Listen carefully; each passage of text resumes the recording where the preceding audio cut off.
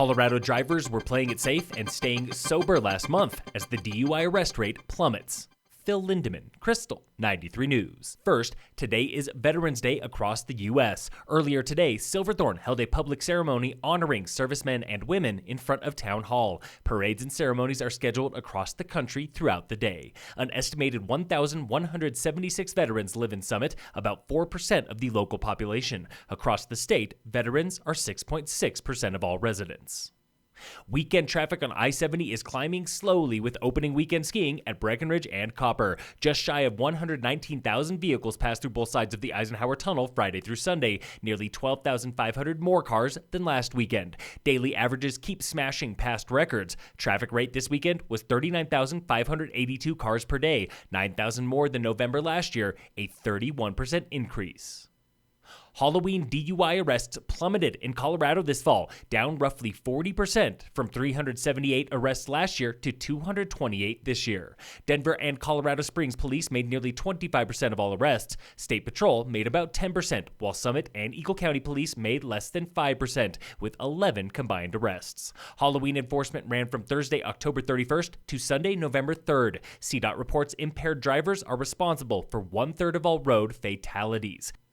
The investigation continues into a fatal incident described as tragic by Breckenridge police. 29-year-old Brendan Rye, a new transplant from Florida, died of unspecified injuries suffered in a neighborhood near the base of Peak 8 last Wednesday. Another unidentified 35-year-old man suffered a gunshot wound to the leg. He was released from the hospital last Thursday. District Attorney Bruce Brown. We're trying to interview anybody who did or might have had any information regarding the event or heard or seen any part of it. Breck PD leads the investigation with help from the Colorado Bureau of Investigation and DA's office. Rye's cause of death is pending an autopsy. No criminal charges have been filed.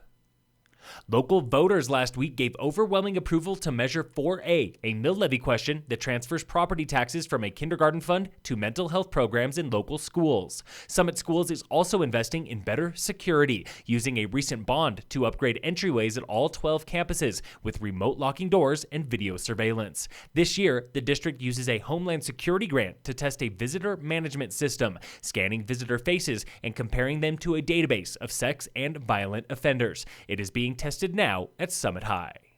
Today in roadwork news, Dillon Dam Road is closed all this week, beginning tomorrow for rockfall mitigation on the Frisco side. It reopens Friday or Saturday. In sports, the Nuggets beat the Timberwolves yesterday in overtime, 100-98. The Broncos were off yesterday, and there are no Colorado games today. Back tomorrow with the Nuggets and Avalanche. And in local sports, brought to you by Wilderness Sports in Dillon, the Summit girls rugby team is your 12-time defending state champs. The girls won the state rugby tournament over the weekend, beating Monarch in the final 40-0.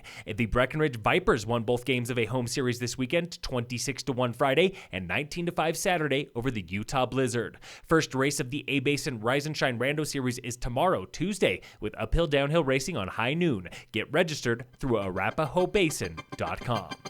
Phil Lindeman, Krystal, 93 News.